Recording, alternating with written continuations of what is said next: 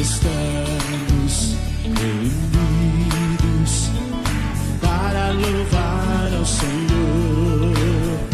Tua glória como um rio está neste lugar. Hoje estamos reunidos para louvar ao Senhor. Tua glória como um rio está neste lugar. Comunhão e adoração é o que Deus reservou para nós. Tua alegria está neste lugar. Tua paz entre nós hoje está. Todos juntos louvemos ao Senhor, nosso Deus Pai, o autor da criação. Do seu trono, ouvindo Ele está o nosso louvor, o nosso louvor. Os altos céus, o Senhor está ouvindo o nosso louvor nesse dia. Então, meu irmão, louve ao Senhor todo o tempo da tua vida. Louve-o! Louve-o!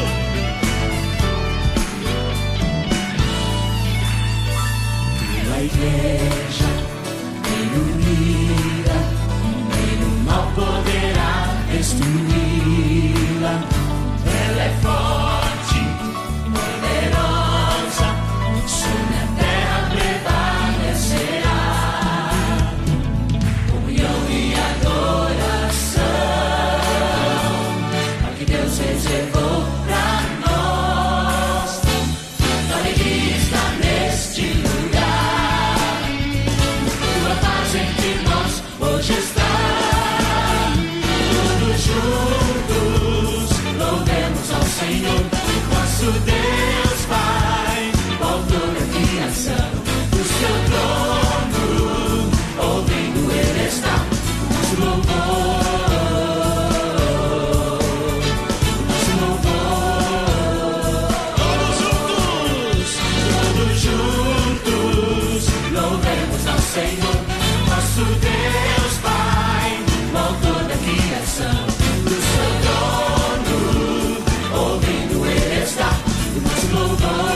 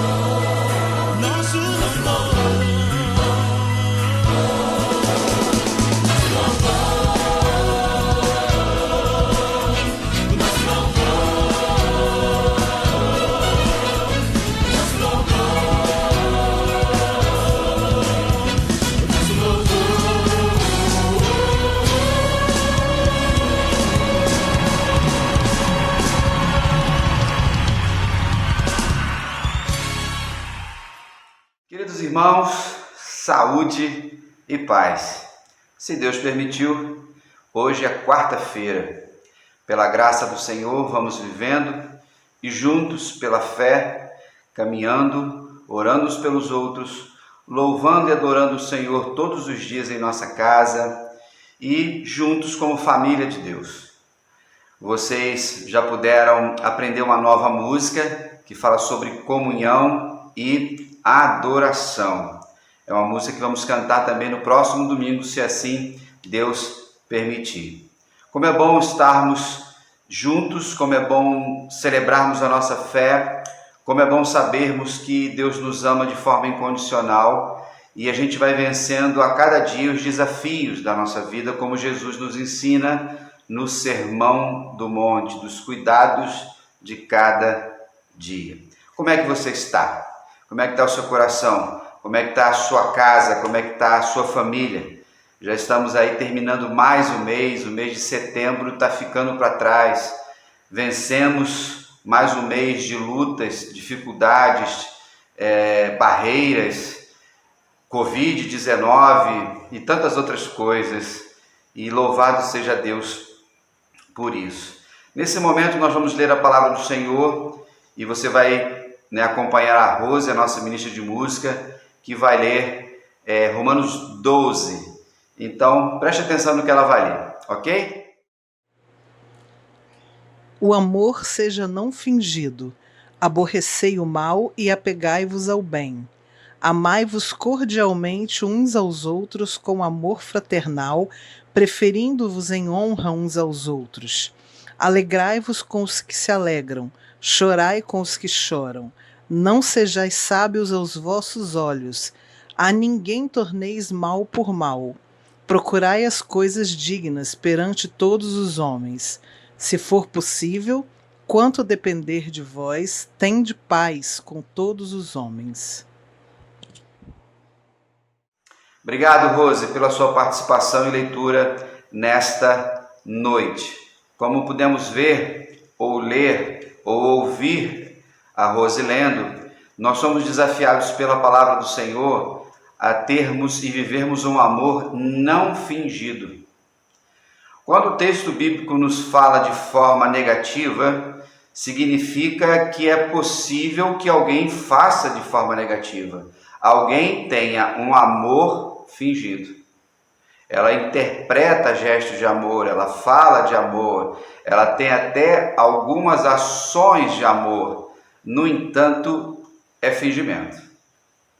Como é difícil a gente poder descobrir, discernir tudo isso. Porém, quando a gente busca o Espírito Santo de Deus, quando a gente está no estudo da palavra do Senhor, Deus está sempre nos ajudando nessa caminhada, ok? E a gente viu aí também que, se depender de nós, temos que ter paz com as pessoas. Uma vez que o fruto do Espírito Santo é paz, nós somos promotores dessa paz. Às vezes vem pessoas em nossa direção para guerrear. Às vezes a gente entra até em alguns debates, discussões e celeumas que nós não gostaríamos, mas às vezes respondemos algumas intervenções sobre nós. Mas se está na sua mão, querido irmão, querida irmã, tenha paz. Deixe passar algumas coisas, deixe o tempo passar e a gente vai caminhando pela fé. Ok? Vamos seguindo e nesse momento a gente vai louvar ao Senhor cantando o hino 566 do HCC, Jesus, Pastor Amado. Esse pastor cuida da gente da melhor forma possível, ele não tem limitações, ele não tem defeitos, ele não é pecador como nós pastores da terra somos. E Ele está sempre conosco. Aproveite esse momento, louve ao Senhor em espírito e em verdade, junto com pessoas que estejam na sua casa, ou você que possa estar sozinho nesse momento, ok? Daqui a pouquinho eu volto.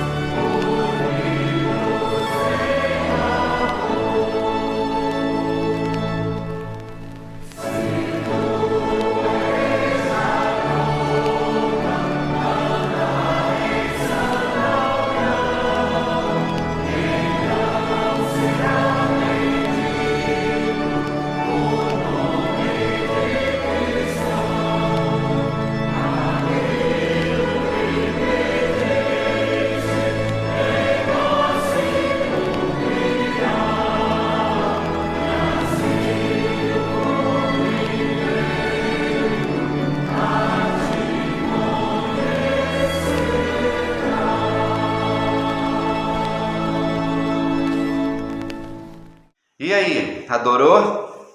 O Senhor Jesus sempre nos contempla. Mesmo que muitas vezes nós achamos que Ele não está cuidando da gente. Que a nossa oração seja uma oração diária, seja uma oração constante, seja uma oração em todo o tempo, ok? Nesse momento, convido você a ouvir a reflexão desta noite, que será trazida pelo pastor Alex, que é o nosso pastor de missões. Lembrando, irmãos, que nós estamos em campanha de missões nacionais, correto? Com o tema Ele me amou.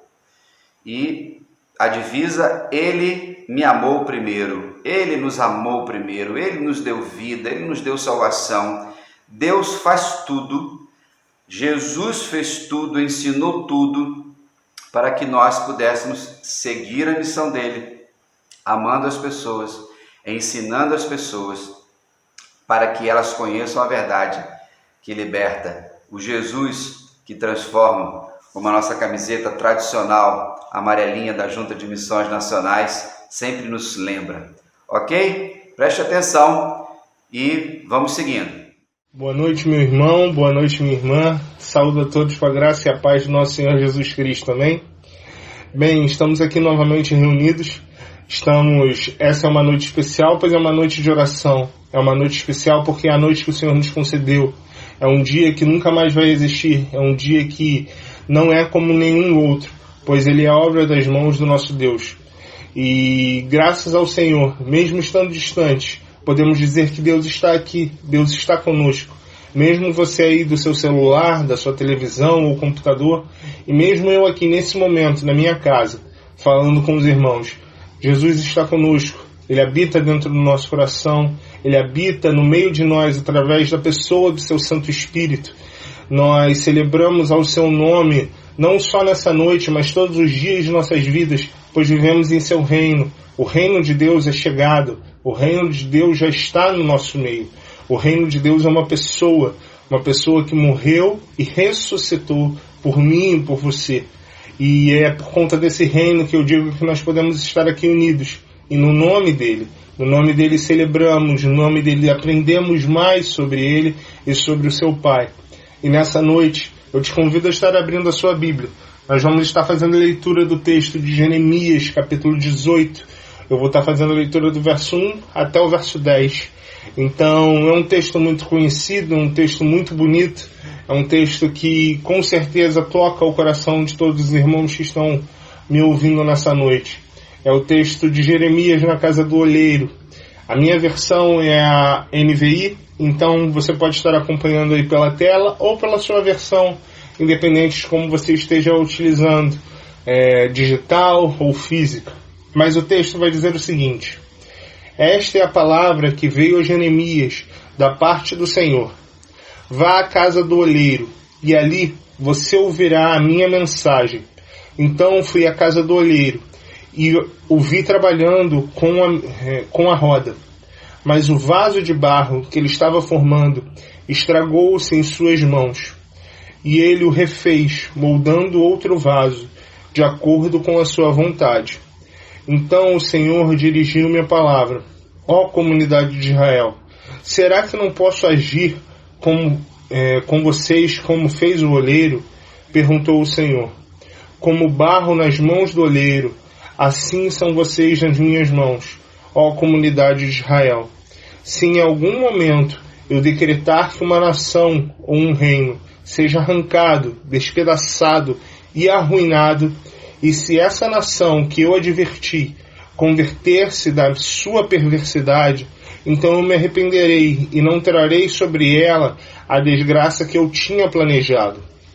E se noutra ocasião eu decretar que uma nação ou um reino seja edificado e plantado, e se ele fizer o que reprovo e não me obedecer, então me arrependerei do bem que eu pretendia fazer em favor dele. Que texto, meus irmãos! Um texto com certeza conhecido por você, um texto que possivelmente você já ouviu em algum lugar, um texto que possivelmente toca o seu coração, toca o meu coração. Nós aprendemos muito com a ação de Deus aqui nesse momento. nós aprendemos muito com tudo aquilo que temos passado hoje. Esse texto fala muito conosco quando pensamos no momento específico que vivemos na nossa vida.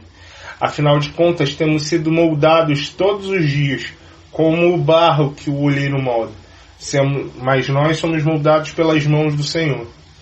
E nessa noite eu quero conversar com os irmãos sobre 3 aspectos que nós podemos observar da ação de Deus, ou características de Deus, se preferir dizer, que estão presentes na sua conversa com Jeremias, no seu diálogo com Jeremias, na sua aula de teologia para Jeremias. Pois Jeremias vê ali como funciona a ação de Deus. Deus se revela através daquela pequena analogia como funciona o seu comando e o seu governo sobre as nações.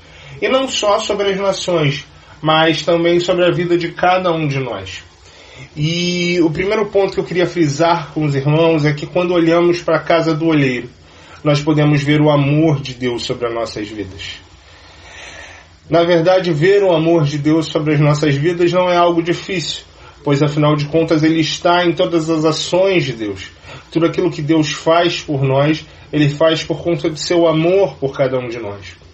Mas nós vemos ali naquele momento, como eu disse aqui, nessa pequena analogia, nessa aula que Deus dá a Jeremias sobre a sua forma de ação, o amor de Deus sendo representado naquele momento de ação, naquele momento de construção de vida daquele vaso de barro. Mas não só isso.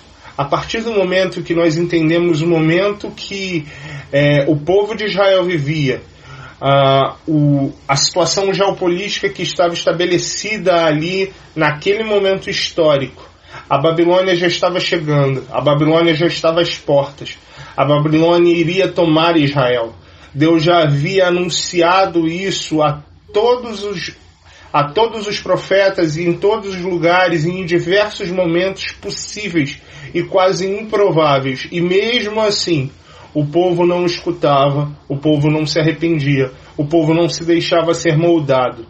E ali, naquele momento, Deus se revela a Jeremias e convoca Jeremias e manda que ele fale ao povo, manda que ele escreva neste momento, que ele revele essa palavra, pois Deus está dando quase uma última ou uma grande oportunidade ao povo, uma oportunidade de se arrepender, de se deixar ser moldado, pois afinal de contas, como eu disse, o destino do povo era a Babilônia. O destino do povo era sofrer o exílio. O destino do povo era ser derrotado. O destino de Israel era ser destruída. As suas muralhas seriam derrubadas. O seu povo seria cativo em terra estranha. E eles serviriam naquele lugar durante muito tempo. Nós vamos ver isso quando Deus escreve através do próprio Jeremias a carta aos exilados. Mas ali na casa do olheiro, Deus está dando uma oportunidade ao povo. Deus está falando com o povo sobre a forma que ele age. Deus está demonstrando ao povo que ainda existe esperança para ele.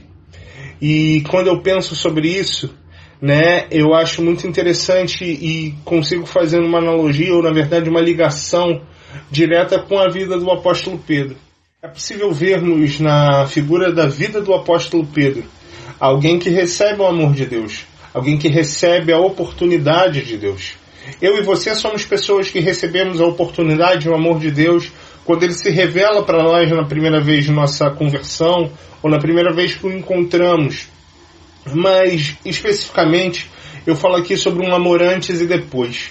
Como assim, pastor, um amor antes e depois? Vamos voltar um pouquinho antes da crucificação ou antes, na verdade, de Pedro negar Jesus, pois os irmãos sabem, os irmãos com certeza estão espertos na mensagem, entendem que eu estou querendo dizer no momento que Pedro entende e se entrega diante de Jesus, se apresentando como aquele que o ama 3 vezes, mas não o ama assim como Jesus o ama. Mas vamos recapitular um pouquinho. Pedro era o líder dos apóstolos, Pedro era aquele que sempre estava à frente, Pedro era aquele que era o grande destemido. Pedro é aquele que vai reconhecer que Jesus é o Cristo, Filho do Deus vivo. Pedro é aquele que vai caminhar com Jesus sobre as águas.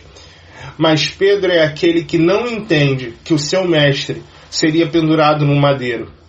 E Pedro tenta advertir Jesus. Pedro tenta chamar a atenção de Jesus para que ele não venha a dizer que ele seria pendurado no madeiro, pois como pode o rei dos judeus, o Messias, aquele que era enviado de Deus, ser pendurado, ser morto, ser entregue ao império, ser entregue ao inimigo? Porque Pedro, irmãos, não entendia a missão de Jesus até aquele momento. Pedro não entendia a representação da cruz do Calvário até que a cruz do Calvário viesse a acontecer. Pedro não entendia 100% do amor de Deus sobre a vida dele. Pedro não entendia 100% do amor de Jesus sobre a vida dele. Então, quando Jesus adverte Pedro que ele iria negá-lo, Pedro não entende, Pedro não recebe.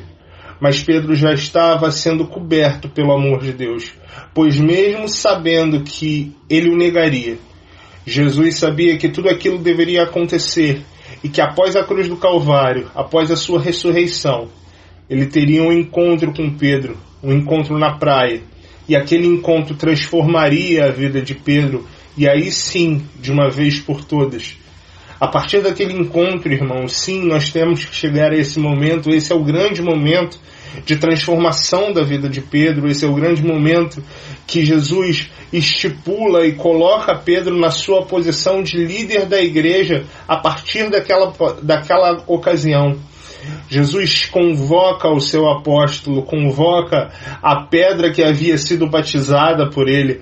Compreendam, a pedra cujo qual Jesus edifica a sua igreja não é na pessoa de Pedro, e sim na sua declaração que ele, Jesus, é o Cristo, o Filho do Deus vivo. Mas Pedro foi escolhido sim por Jesus para ser o líder da igreja naquele momento.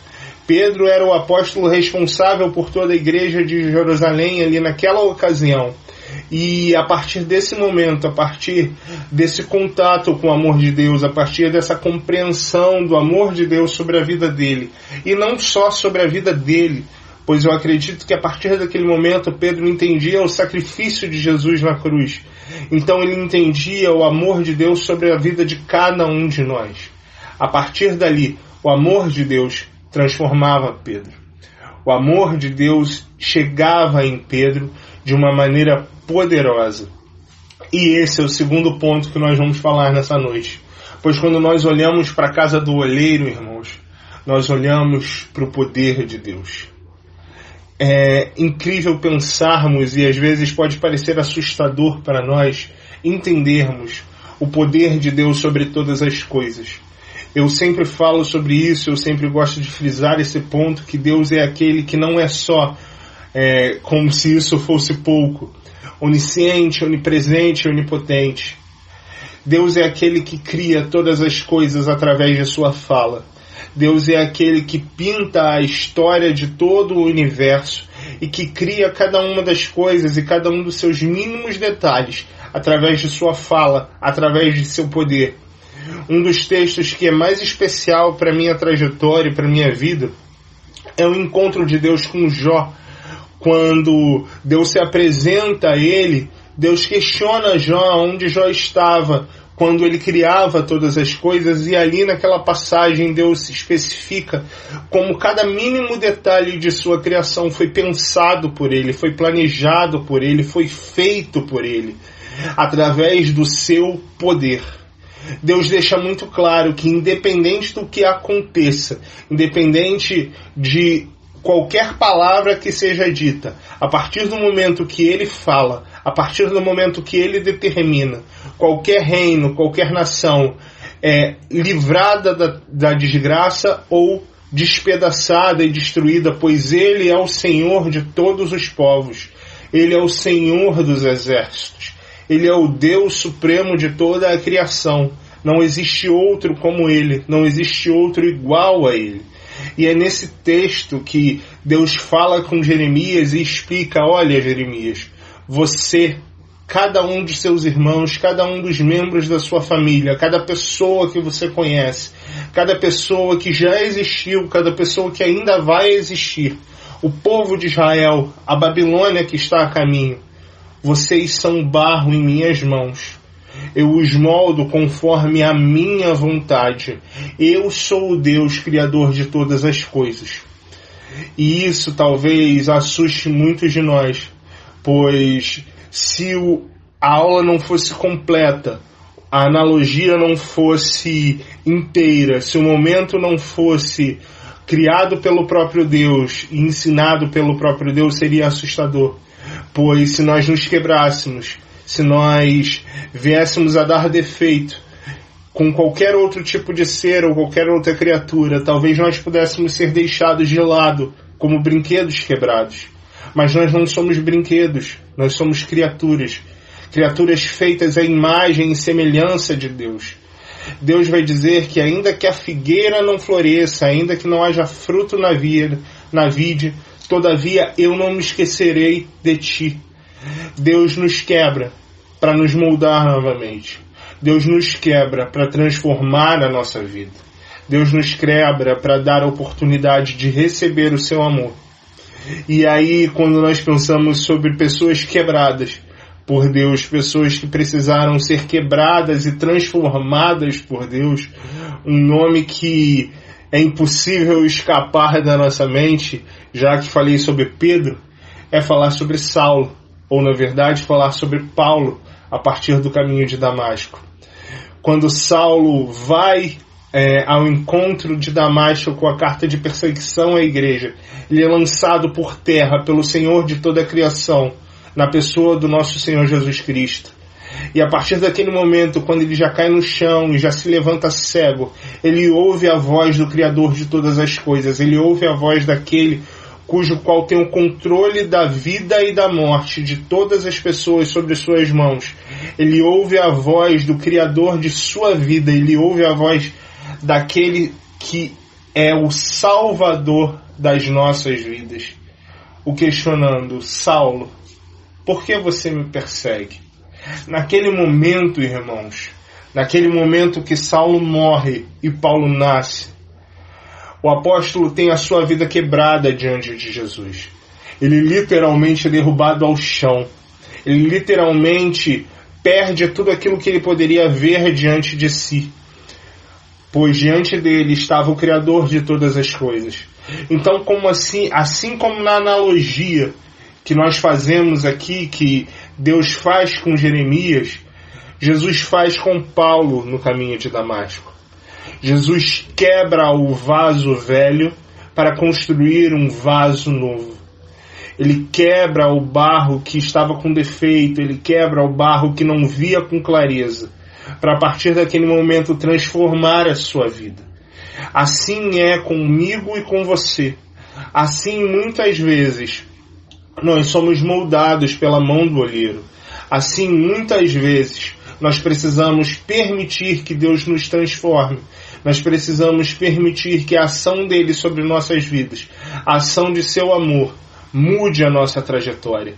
Irmãos, a partir daquele momento nós temos aquele que estudou aos pés de Gamaliel, aquele que era perseguidor da igreja, aquele que era o homem que possuía dentro de seu conhecimento e dentro de seu entendimento a cultura de todo o mundo conhecido pela humanidade até aquele momento, pois afinal de contas Paulo era cidadão romano, mas também tinha conhecimento de todas as leis e escrituras, pois como disse era fariseu. E naquele momento nós vemos diante de nossos olhos, através das escritas de Lucas e através de todos os outros textos escritos por ele mesmo, nascer o maior evangelista da história da humanidade. Vemos o perseguidor da igreja ser aquele que vai morrer pela igreja. E não só pela igreja e pelo amor de Deus, mas morrer pelas promessas do nosso Deus. E aí nós chegamos no nosso terceiro ponto. Pois quando nós olhamos para o texto da casa do olheiro, nós vemos as promessas de Deus. Nós vemos Deus falando com Jeremias, como disse antes, sobre o seu amor. E vemos Deus falando sobre as promessas que ele tinha para o seu povo. E quanto essas promessas são condicionadas ao seu poder e ao seu amor. Deus abre ali naquele momento uma oportunidade de arrependimento ao povo de Israel, e o texto é muito claro.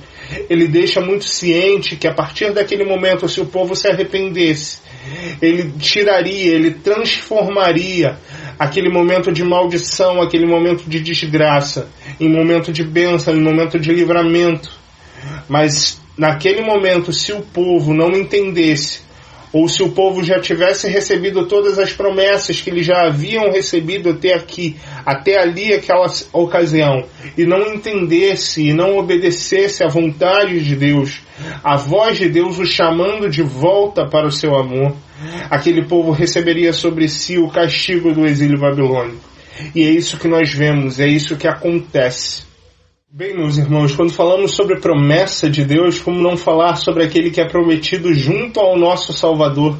Como não falar daquele que tem como a sua vida viver a promessa de Deus, não só para a vida dele, mas para toda a sua nação e, na verdade, para todos nós, pois é aquele que é escolhido diretamente por Deus para ser quem prepara o caminho para o Cordeiro de Deus. Estou falando de João Batista. Afinal de contas, quando o anjo Gabriel aparece a seu pai e anuncia o nascimento do menino, e anuncia e detalha exatamente a Zacarias tudo aquilo que o menino deveria fazer no decorrer da sua vida, nós vemos um menino que precisa viver crendo na promessa de Deus. E não é uma promessa simples, não é uma vida simples que esperava João Batista. João Batista era alguém que precisaria viver separado, era alguém que precisaria viver distante, era alguém que precisaria viver uma transformação. Pois, como o nosso pastor já falou no nosso último culto de domingo, o povo vivia um momento muito difícil antes da chegada de João Batista e de Jesus. Deus estava em silêncio por 400 anos. E naquele momento, no cume da existência da humanidade, no pico de todas as gerações, Deus envia outro profeta, e dessa vez não Jeremias. Envia aquele que seria o que prepararia o caminho, o novo Elias. Ele escolhe o primo de seu filho, ele escolhe João Batista, para ir ao deserto, para ser aquele que era totalmente diferenciado. Já falei sobre isso outras vezes. João Batista, sendo filho de Zacarias, sendo filho de sacerdote, tinha como sua herança hereditária estar dentro do templo servindo ao Senhor. Mas por conta de toda a corrupção do pecado que existia naquele tempo, Deus decide tirar o seu sacerdote de dentro do templo. E ele o manda para o deserto e ele transforma ele no seu profeta. Aquele que prega sobre arrependimento, aquele que convoca o povo ao arrependimento. Pois ele cria na promessa que havia sido feita ao seu pai. Ele cria na promessa que havia sido feita pela sua vida. Ele acreditava que diante dele ainda haveria o Cordeiro de Deus que tira o pecado do mundo. Ele acreditava em Jesus Cristo, o Deus vivo, aquele que morre na cruz do Calvário para salvar eu e você. Ele acreditava, e naquele momento nós não vemos só um homem. Na verdade, quando olhamos para a história de João Batista, não vemos só a história de um homem que vive pela promessa de Deus. Nós vemos a história de um homem que morre pelas promessas de Deus. João Batista foi convocado por Deus a ser profeta. João Batista foi convocado por Deus a pregar sobre o arrependimento. E é por conta dessa pregação que João Batista vai ser preso, que João Batista vai ser morto. É por conta dessa promessa de Deus que João Batista entende que ele precisava viver a sua vida de acordo com essa promessa. Pois ele sabia que essa promessa não vinha só carregada de todo o amor de Deus, mas ele sabia que ela vinha com todo o poder de Deus. E quando nós entendemos e pensamos nesses 3 pontos que conversamos essa noite, precisamos compreender, irmãos, que as promessas de Deus são reais para as nossas vidas. Elas estão sobre as nossas vidas, assim como o amor de Deus está sobre elas e está sobre as nossas vidas. Nós precisamos compreender que a ação de Deus é soberana sobre essas vidas, ela é soberana sobre essas promessas. Elas estão sobre mim e sobre você. E a grande e a maior promessa de Deus já foi realizada na cruz do Calvário, onde Ele salvou a minha e a sua vida. E a partir desse momento, eu fecho essa mensagem, essa conversa que temos hoje, te convocando a voltar lá no início da nossa conversa. Mas, na verdade, talvez fazendo uma brincadeira aqui, uma analogia, mas ao início da nossa criação, que nós possamos voltar a ser barro e possamos ser moldados pelo amor de Deus, possamos ser moldados pelo poder de Deus, para que assim possamos viver as promessas de Deus. Que o Senhor nos abençoe. Ouviram a mensagem do pastor Alex? Trouxe a memória aí, Jeremias capítulo 18, casa do oleiro, não é? Como Deus faz conosco. O grande problema é que a gente quer ser o oleiro e se deixar a gente transforma Deus em vaso. Cuidado com isso, correto? Pastor Alex falou sobre poder, pastor Alex falou sobre amor, pastor Alex falou sobre promessas. E os exemplos que ele deu nessa reflexão, eles também servem para nós nos dias de hoje. A palavra do Senhor é atemporal, vocês sabem disso, e ela é viva, e Deus vai nos moldando segundo a vontade dele. Às vezes dói essa moldura, às vezes dói ser feito novamente, corrigidos por Deus, exortados pelo Senhor, mas tudo tem um propósito, irmãos, que envolve a glorificação do nome de Deus acima de tudo e a nossa alegria para que nós sejamos vasos de bênção, ok? Nesse momento você vai ouvir um solo, vai adorar junto com ele. Irmão Gesimar, eu nunca vi ele fazer solo não, acho que é a primeira vez. Então você vai poder adorar o Senhor, ele vai cantar um louvor chamado Maravilhoso Amor. Adore ao Senhor e daqui a pouco novamente eu volto para a gente encerrar o culto desta noite e dar algumas orientações como sempre fazemos, ok?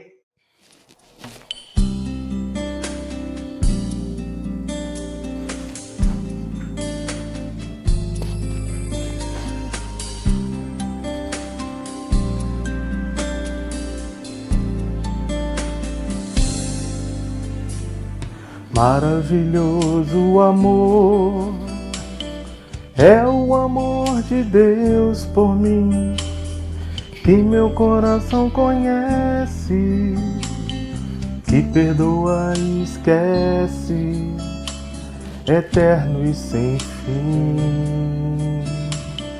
Maravilhoso amor, maravilhoso amor, é o amor de Deus por ti, que não mede sacrifício, que não poupa benefícios, eterno e sem fim. Maravilhoso amor, maravilhoso, maravilhoso, maravilhoso amor, maravilhoso amor, maravilhoso, maravilhoso, maravilhoso amor, maravilhoso amor.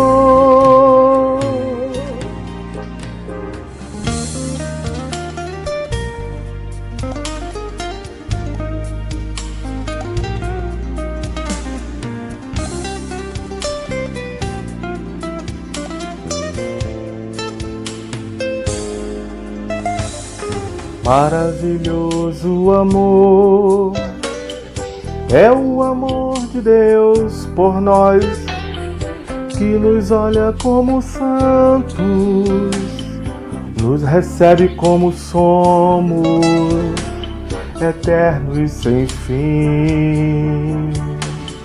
Maravilhoso amor, maravilhoso, maravilhoso, maravilhoso amor, maravilhoso amor, maravilhoso, maravilhoso, maravilhoso amor, maravilhoso amor.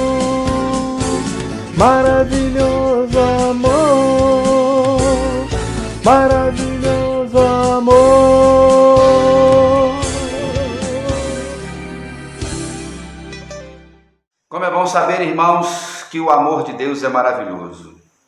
Como é bom saber que o amor de Deus, ele não tem altos e baixos. Jesus não nos ama menos porque de repente ele está mal-humorado, como muitas vezes nós fazemos com as pessoas. Jesus não nos ama mais porque a gente está meio sensível, alguma coisa desse gênero, e aí a gente quer expressar mais algumas coisas para as pessoas. Não existe essa sombra de variação em Deus, em Cristo Jesus.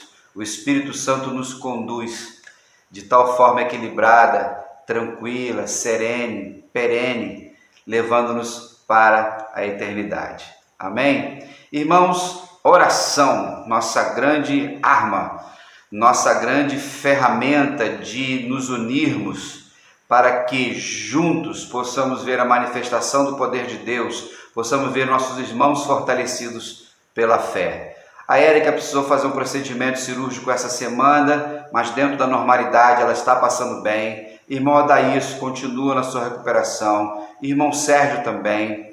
O Kim está dependendo de alguns detalhes para que ele venha fazer uma nova cirurgia. Temos a Gláucia também, que teve um AVC parcial da sua face, está fazendo uma fisioterapia, está tomando medicamentos e vai passar por essa luta também. Estamos, irmãos, orando pelas famílias enlutadas do Covid-19 e outras também. Irmãos, muita gente pegando o Covid novamente, nosso estado deu uma subida muito grande. Vamos tomar cuidado, precisamos sair, coloque a máscara, distanciamento. Vocês estão vendo que lá na igreja, nos cultos, nós estamos tomando todos os cuidados. Ainda tenho observado alguns irmãos que estão sendo negligentes, mas precisamos tomar cuidado, eu ainda chamo a atenção. Para quê? Para que a gente não pegue o Covid-19. Vamos orar pelas eleições da nossa cidade, precisamos orar pelo mundo, precisamos orar pelas nações. O planeta está aquecido, muitos incêndios, queimadas em vários países, no Brasil aqui nem se fala. Não podemos deixar de orar uns pelos outros. Que Deus abençoe você, que você tenha um restante de semana na paz de Cristo. Sábado, na escola sabática, estaremos estudando a palavra do Senhor. No próximo domingo, se Deus permitir, estaremos lá às 10 horas. Vá com segurança, se a sua saúde estiver bem. Se você não puder, você vai participar virtualmente, ao vivo, no Facebook. E nesse momento você vai louvar ao Senhor cantando aquele hino que a gente gosta muito, Barnabé. Muito bom, né? Um mosaico muito bem feito, muito bem cantado, que nos faz refletir sobre o cuidado com as pessoas. Lembrando que se você precisar de alguma coisa na igreja, terça, quinta e sábado, de 10 às 5. Se você quer doar alguma coisa, esses mesmos horários. Se você quer entregar o dízimo do Senhor, a oferta do Senhor, nossa conta bancária. E, irmãos, vamos seguir com fé. Jesus é o nosso pastor. Nós fazemos parte de um reino que não tem fim. Amém? Um grande abraço, fique na paz e até lá.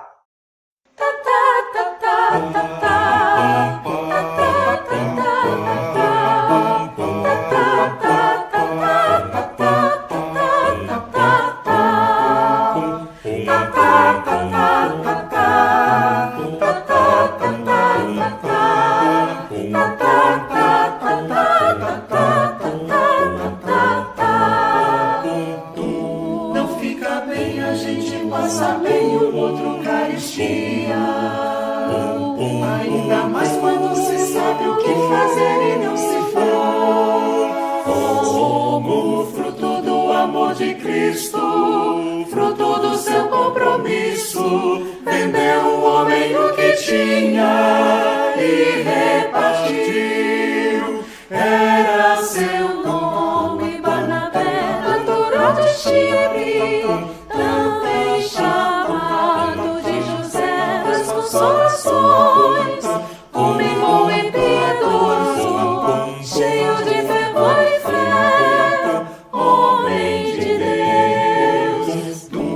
E quando Saulo converteu-se a Cristo, lhe faltou amigo, alguém que fosse companheiro, fonte de consolo e abrigo, como o fruto do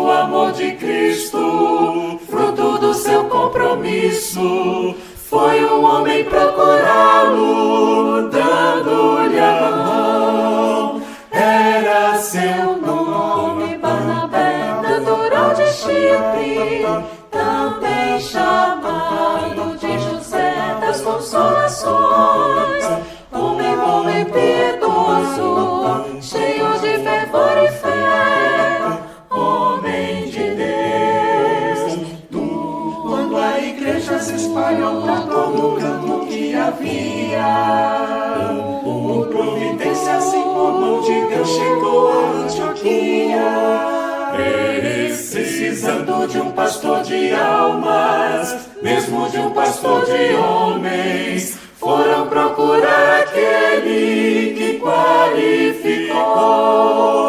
Era seu nome Barnabé, natural de Chipre, também chamado de José das Consolações.